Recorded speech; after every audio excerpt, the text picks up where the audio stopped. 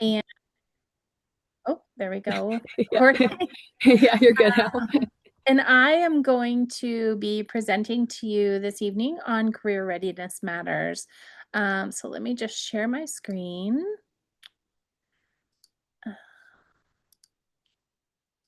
And there we go. I'm going to go into presenter. Okay. Hopefully you can see that. Zoe, if you think that they cannot see that, please let me know. Yeah, you're all good. I can see them. Okay. Okay, great. Great.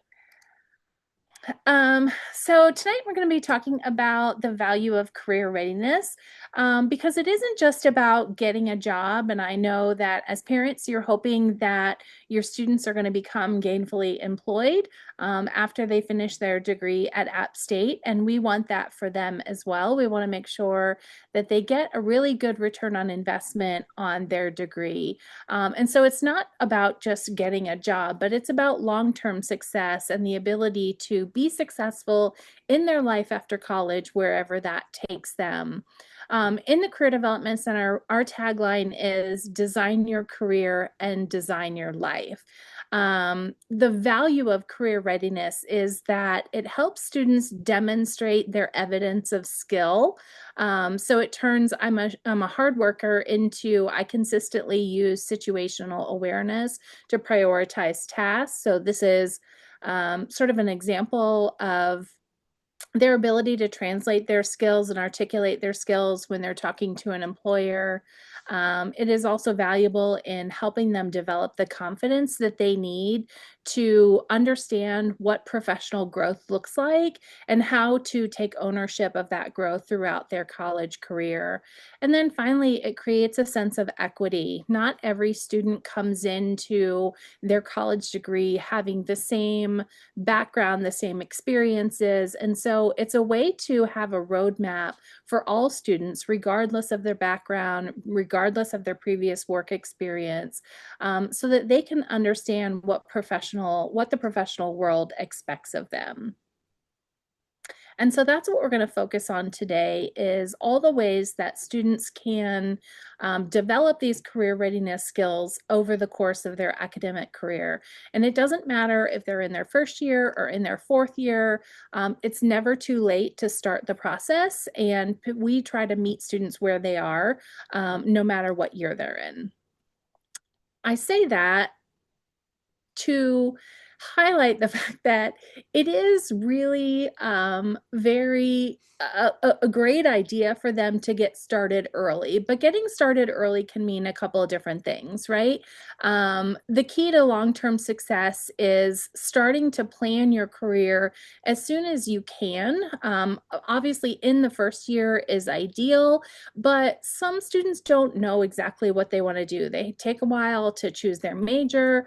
They take a while to maybe pick their career path, or they try out a couple of different things along the way. And so starting early can mean a variety of different things depending on kind of where they are. But career readiness at its base is a foundation from which the core competencies that broadly prepare students for lifelong success in the workplace or lifelong career management are demonstrated. And I want to talk a little bit about what that foundation looks like and what those skills are. And what we call them is NACE competencies.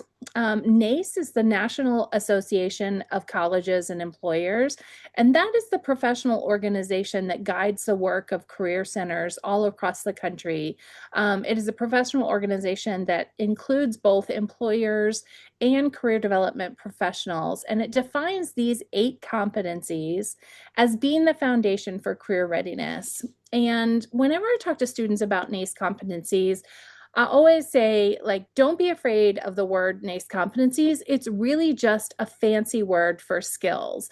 And the important thing to know about these skills is that they're skills they've already been using and engaging with probably throughout their lives, right? And so it's not something new. It's just something that they need to manage in a different way now that they're in college.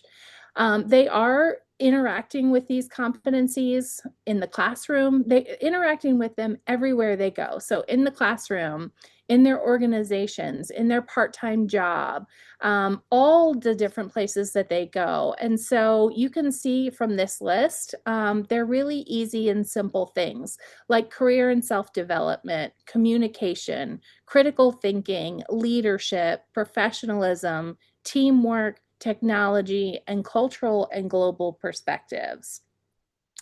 The important thing to think about is that while they may have been engaging in these skills throughout their life and be very familiar with those terms, they may not have engaged with them in the way that employers expect or the professional world expects.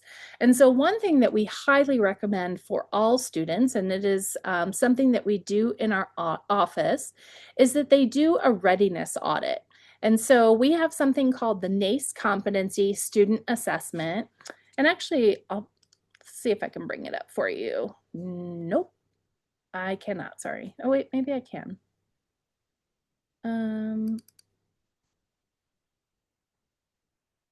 Nope, sorry, that's not it. Let me go back. So this assessment is, I could pull it up, but it's going to take me a few minutes to find it. But basically what this assessment does is it goes through each of the competencies and it defines them. It defines some sample behaviors and it asks the student along a rubric to rate themselves across each of the competencies. And they get a rating scale from 1 to 4. And they can say whether they have an emerging knowledge, a comprehensive knowledge. And so they just are supposed to rate themselves honestly as to where they are with that competency. And then based on that rating, we ask them to set some SMART goals around how they are going to practice and develop their skills over time. And this is something that we try to encourage them to come back to over and over again throughout their career in college so that they can see if they are advancing and if they are meeting those goals that they set for themselves. And there are a lot of different activities that they can engage in with the Career Development Center over time that are going to help them develop those skills and meet those goals. And I just want to show clearly why it's important to set goals around these skills. So communication is what often we hear as the most important of the NACE competencies. But as you can see on the left side, that both students and employers agree that communication is the most important competency, almost at the same rate of agreement, right? So 95.6% and 96.8%.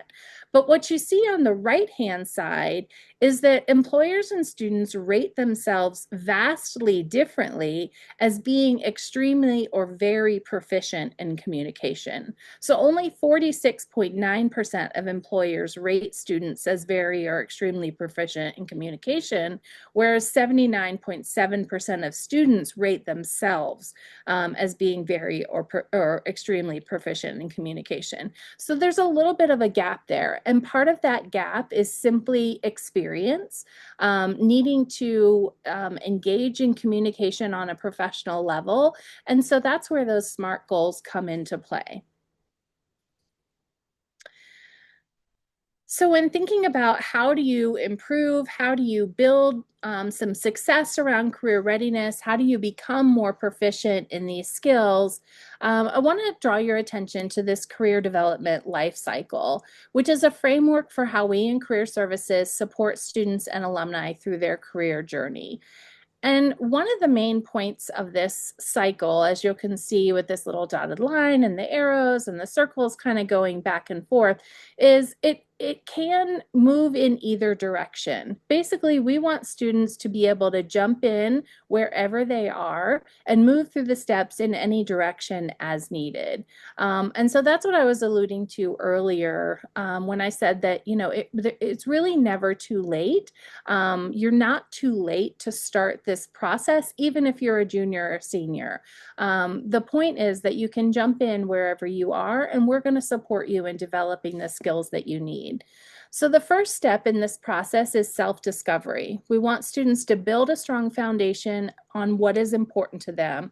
And so when we engage in conversations with students in our career coaching appointments, in our career studio, which is a walk-in, drop-in service that we have for peer career coaching, we try to understand from them what is it that they feel is their purpose and their passion. What are they looking to do with their lives? What are they passionate about? And build on that to determine sort of how you do some major exploration, how you pick a major, how you pick a career path, and how you target an industry that you want to go into. So we want to help them think through their goals, their skills, their interests, their values, and their personality type. And one of the ways that we do that is through the NACE competency assessment that I just talked about, but also through some personal assessments that we do. One of those is called Focus 2, which kind of focuses on the different career, or I'm sorry, the different personality types that map to careers. There's also the Myers-Briggs. And so we have a number of different assessments that we can use with students to sort of ask some questions, review some information that helps us get at the heart of what they're interested in and what they're going to be good at. In the next step, we're thinking about exploring careers. So once we've identified what they're interested in, what they're passionate about, we want to focus on collecting information about career paths that may be of interest to them and are a good match with their skills. One of the things that I always like to provide as an example is like if you wanted to be, let's say, a phlebotomy nurse, but you pass out at the sight of blood, there might be sort of, a gap there that is not going to make for a good match, right? And so trying to think of how to use the skills and the experiences that students have and are good at with what will be a successful career for them. And we do that through resources in our office. We have a couple of tools that I'll demonstrate in a little while. One that is very helpful called the Labor Market Insights tool, which I'll demonstrate. But also they can sit down again with a career coach. They can do these assessments. They can participate in some of our workshops. And I'll go into more detail about what some of those are in just a bit. The third step in this process is building skills. And I'm going to talk a lot about gaining hands-on experience because in this workforce, it is so vitally important. So not only getting that hands-on experience, but also utilizing the skills from their coursework, perhaps engaging in study abroad activities, doing an internship or a part-time job. Students can also do research with a faculty member. They can volunteer. They can be part of clubs and organizations. All of these things are going to contribute to their growth and development in their career readiness. And then we also do a lot of support with job and internship searches. We have a platform called Handshake that we use that I'll talk about as well in a little bit. But we have a platform that helps them with mock interviews if they'd like to do that. We do hands-on and in-person resume and cover letter writing, but we also can use some AI platforms that help with that as well. And then networking is so, so very important. Students cannot undervalue the importance of creating contacts while they're in college. And then finally, making it happen. One of the things that I think is so difficult for students right now is just building up their confidence to be able to get out there and talk to people, ask questions, research their industry. And so we work really hard to help build on all the steps in the cycle that give students the confidence to go for that job and that internship so that they can launch from school with a solid foundation to build their career. And so that is the cycle in a nutshell. I said I was going to talk a lot about experience and immersive learning because doing through internships, so learning by doing through internships, through co-ops, used to be considered, something that was a resume booster. But in 2026, degrees are now considered the baseline and experience is the differentiator. And why is experience the differentiator? Well, for one, it helps close the skills gap, and we'll talk a little bit more about that in a moment. But it really does give significant career advantages for those students who have some experience, who have learned, about professionalism, have had some opportunity to demonstrate their leadership capabilities, their critical thinking skills. All of that is going to be very important to an employer, because a sure thing is always going to be prioritized over a possibility every day of the week in this job market. And then finally, it helps them develop some professional identity and give them some networking opportunities. So right now in this country, the gap between the demand for internships and their availability is really, really significant. As of 2026, the data suggests that there is a national shortage of approximately 4.6 million internships for college students. So wrap your head around that for just a second. Experiential learning is increasingly viewed as non-negotiable for job readiness, but the supply of positions has not kept pace with the growing population. And so this is a recent analysis from Forbes about the breakdown in this national gap. There's 8.2 million students who are seeking internships, but only 3.6 million who have been able to secure them. So this means that fewer than half the students who want an internship are actually able to find one. And so, thinking critically about how to identify an internship, working with your career center, networking with faculty and staff on your campus, all of the things that we can do to support your student in this process are things that we highly recommend that they engage in so that they can get that internship.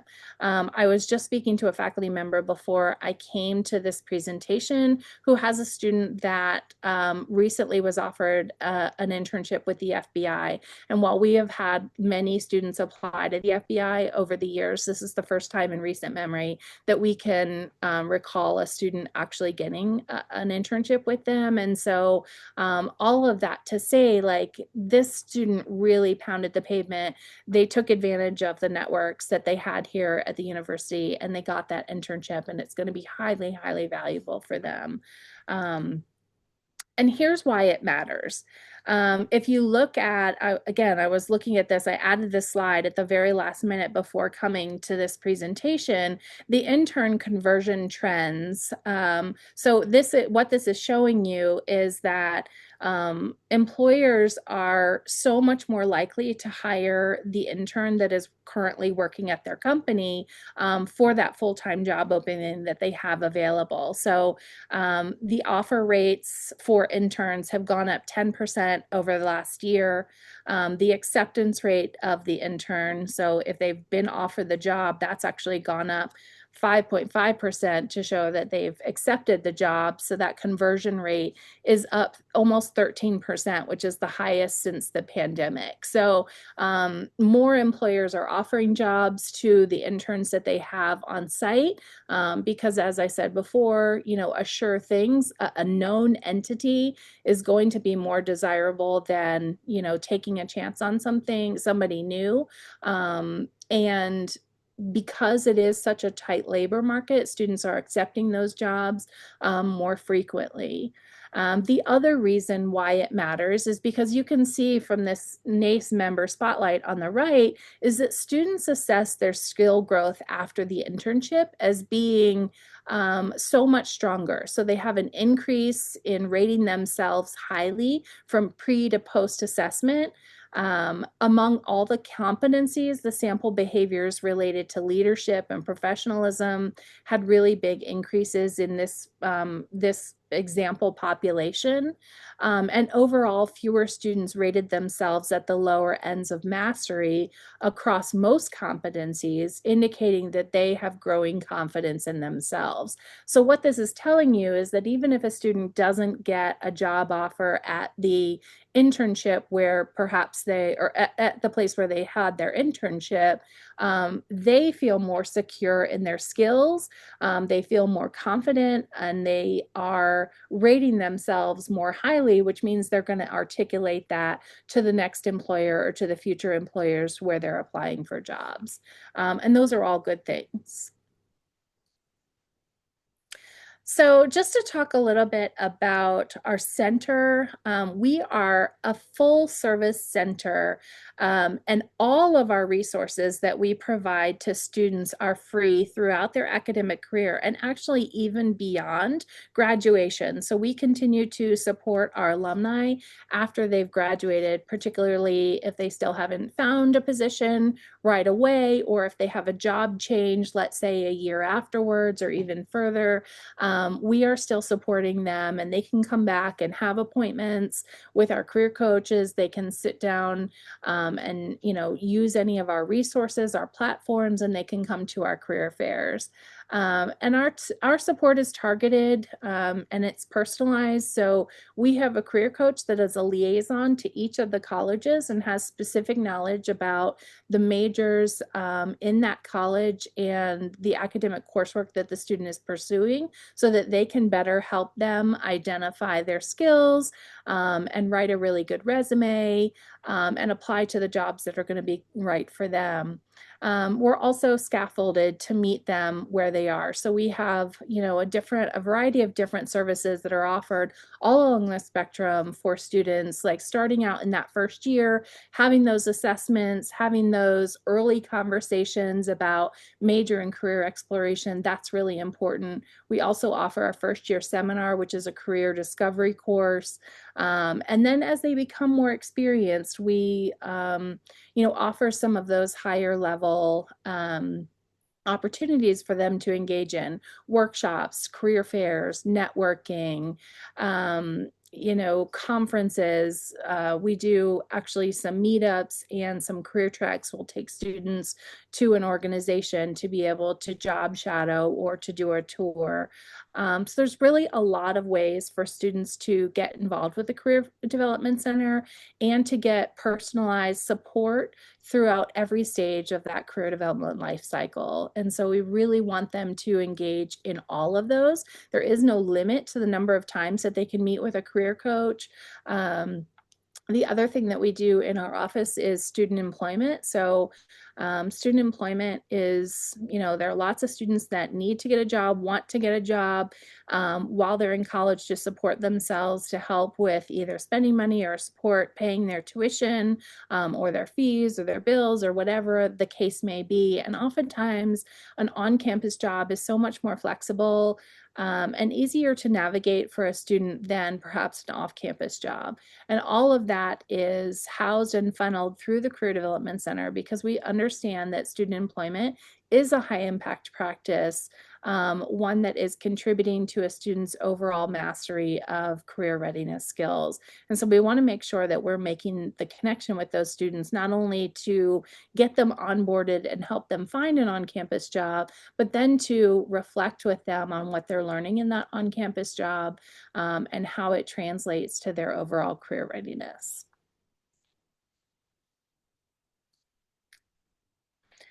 So I've kind of rambled on. I hope I haven't gone too long. I've done about 25 minutes. And so I really want to, just kind of bring it home to say, what is the so what of career readiness?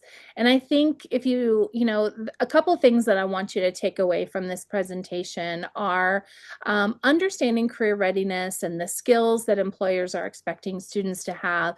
Those are that is the language of employers. They don't just hire biology majors or business majors, but they hire people who can solve problems and communicate well and can articulate their experiences and how what they've learned is going to contribute to their organization. And that takes practice. It takes a lot of practice. I don't want to oversimplify just how much work it takes. There's a lot of growth in the development that goes on between a student's first year and their fourth year in learning how to understand the experiences that they're having and translate those to the professional world. And that's what we're here to help them do. We don't expect them to come in knowing it all or really knowing anything. We don't have any expectations about them when they come into our office. We just want to help them get where they're trying to go,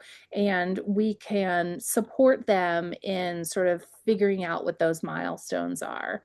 I mentioned earlier about closing the gap. There is often a gap between how students rate their skills and how employers rate them, which I showed you in that data slide. Gaining experience really does help to close that gap and prepare students for what employers expect.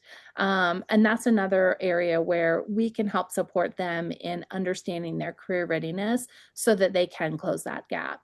And then finally, adaptability. This job market is changing so rapidly.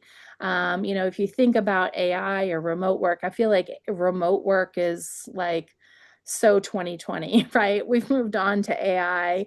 And so the best way for students to future-proof themselves is to be prepared because employers are going to be asking different things of them. When you start your career, you may be asked to have knowledge that 2 years down the line is really out of date and that employer's moved on to something else. You have to be adaptable as a professional in this job market in order to stay relevant and stay successful. And so my key takeaways here are number one, that the Career Development Center is here to support your students. We are a one-stop shop for all their career readiness needs. Career readiness is a skill that requires continuous reflection and refinement. And again, that is our specialty, and we want to help your student be as successful as possible in that. And that students should begin planning how they're going to gain those skills and reflecting on their progress, hopefully in day one, but if not from day one, then from wherever they are right now. And we will help them get there to ensure that they're successful. So what you can do to help your student is to encourage them to take the time to get an assessment, to think about the competencies, to maybe rate themselves on their skills, or at least think about their passion, their purpose, and how that connects to their current major and how their major might connect to a career path. And then to set some goals for themselves to take their skills to the next level. Again, taking advantage of experiential learning opportunities wherever they are found, as many times as they are found, is so important and is really going to set them up for success in the future. And then taking the time to translate those skills in a way that demonstrates them to others. You know, we do a lot of career fairs, and a lot of times, we only can bring so many employers to campus, right? Last year, we brought, though, over 700 employers to campus, which is pretty fantastic. But I constantly hear the argument from students that, they came to the career fair and they didn't find a job that was for them, right? And I think one of the things that a lot of times students don't think broadly about what careers are, like every organization is a business, right? Every organization needs marketing, needs accounting, needs human resources. And so sometimes you've got to think outside the box to find your way to the right organization. And so if you think about how tight this job market is and how difficult it can be, employers are looking through, let's say they're downloading like 200 resumes, right? The chance of them finding the needle in the haystack of your student among those 200 resumes can be difficult. It's not impossible, right?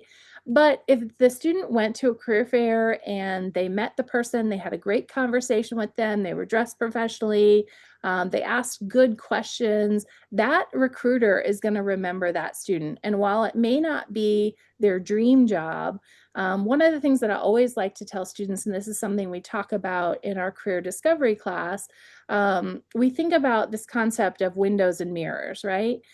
A career fair is really a window to what are the possibilities? What is out there that I can see that I might be interested in? And I'm going to give it a shot. And maybe the first internship that they have is not their dream internship, but it gives them some experience. It helps them advance their skills. And they can then kind of look at that in the mirror and say, was this for me? What did I like about this experience? What can I take from this experience? And how can I use it for the next experience? And so I like to tell students to think about this concept of windows and mirrors and use every opportunity that they can to move forward and find their way to the right opportunity for them. And they will get there if they keep at it. And so with that, I'm going to say thank you for your attention. And I will take some questions. Perfect. If anybody has any questions, you can go ahead and use the Q&A chat bot or box at the bottom of your guys' screen. If you guys kind of have any like specific questions regarding your student and maybe something maybe specific about their major, and things like that, you can always, I'm putting the Career Center's email in the chat as well for you guys to reference later on. If you guys want to connect with them as well, I can also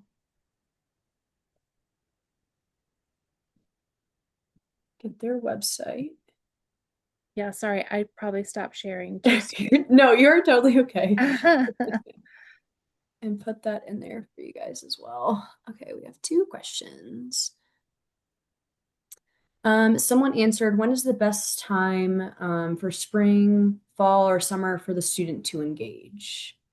Yeah, so anytime, I'm going to share my screen again so you can see my contact information.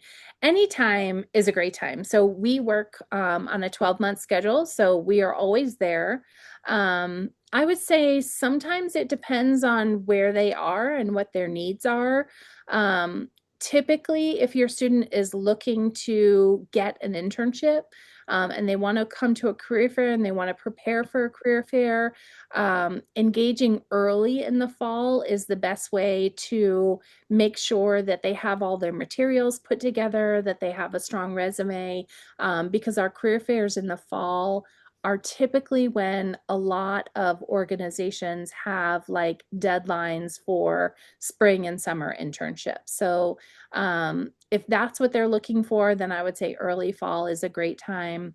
If they're just needing some help with, sort of questions about what they should do, what they should, if they want to do an assessment or they want to just have a conversation with a career coach about, I don't know, what are the career paths that my major can open up for me.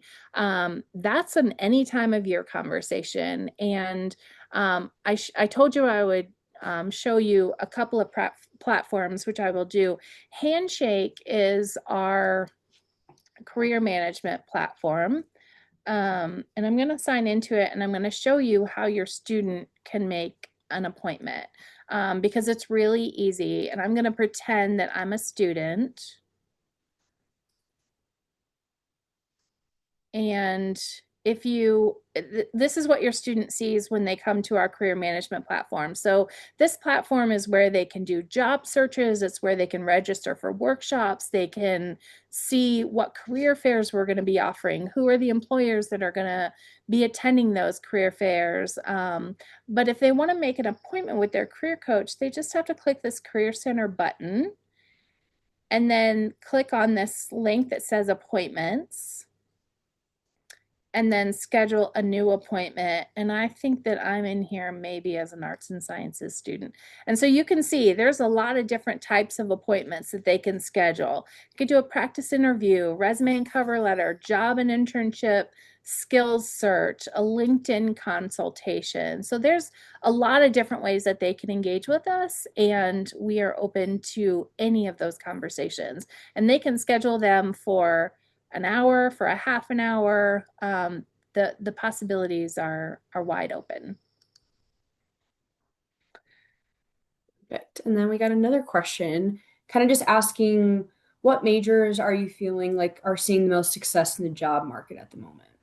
Sure. I mean, I think it's a variety there. I mean, healthcare is having a moment right now. Cybersecurity is definitely having a moment. Finance, but there's a lot of work going on in sustainability as well. So, and sustainability can be in the nonprofit sector. It can be in the government sector. So, there's definitely, a lot of possibilities there. Healthcare is doing very well right now. Um, One tool that I want to share with you that I also mentioned in the presentation that I'll go ahead and bring up here. We have this tool. So we have something called careerhub.appstate.edu. And let me just go to the homepage here. So this is like a virtual career center for students. This is our page here, and there's a lot of things that we do on this page. They can look at career communities, they can look at all the different ways that they can build skills. We have a link here to student employment, some information about internships. But down here, we have something called Labor Market Insights. And this is a really valuable tool that I have been singing the praises of to students, to faculty, to staff, to leadership of the university for the last year, because it is so helpful and it does answer the question that you just asked me. So I'm going to put in here, I was working with a student before I came to this presentation who wants to be a physician's assistant. And so you can type a job in here and you can say that you want to be a physician's assistant in, let's say, North Carolina. She wanted to do it in Charlotte, North Carolina. So we chose Mecklenburg County, which is where Charlotte is located. And what it does is it brings you, it brings up information about that particular job, that particular profession. And so it gives you a little description of the occupation as well as the core tasks. But it also tells you the employment trends. And I think this is something that all parents could do with their student that would be really helpful and sometimes eye-opening to a student. Because what this is telling me is that the job of physician's assistant is actually the demand for this career over the next 10 years is expected to increase by a net of 16.43%, right? So it's in a growth pattern. So that means that it is likely going to grow and more jobs are going to be available in this sector and in this particular job over the next 10 years. And you can do that for any job. It'll tell you who the top employers are in Charlotte, North Carolina. You can see all the health systems. Some are very large, some are smaller. It can tell you the education levels that your student needs. So this particular occupation requires that you do a master's in order to become a PA, but look at the annual earnings, right? And so you can learn a little bit about the profession and just do some compare and contrast. So I tell all students, especially if they're in a major like psychology, that has a wide variety of occupations that it could feed into, is look at 3 or 4 different job types that map to your major and see what they look like in terms of, the employment trends, who are the employers, what are the education levels required, what are the earnings, the technical skills, and the core competencies. And this is also something that they can sit down with one of our career coaches and do. So our career coach can have an appointment with your student and go through these insights and help them understand what this means for the career that they're looking for. And if they find that, like, maybe the education level, let's say the student doesn't want to go to grad school, or maybe the employment trend is, kind of trending downwards. The career coach is trained to think of, okay, well, what are the other professions that are similar to that? That are similar to what you want to do, but maybe are in a growth pattern, right? And so it can be a really helpful and powerful tool for helping them plan what they want to do. I hope that answered the question. Perfect. We don't have anybody else with any other questions in the chat. So um, I'll maybe give it like another minute or so, but I'll kind of just start doing my wrap up spiel for everybody. Thank you guys all again for attending these webinars. If you had come to multiple of these throughout this past academic year, thank you. This will be our last one for the 25-26 school year. We'll start back up again with these in the fall. So if you have any like preferences, suggestions, any information like that, please, you can always email the families account, families@appstate.edu, and we love to hear your feedback to make sure that we're presenting and getting campus partners that will help you guys as parents and family members of current Upstate students. So thank you all again for taking your time out of your busy schedules to be here. Thank you again to Jennifer for also taking the time out of your busy schedule to present. And then outside of that, I think that is it. So hopefully everybody have a great rest of your night. And let us know if you guys ever need anything. Thank you. Yeah. Good one. Good. Got a couple thank yous in the chat. Good to hear.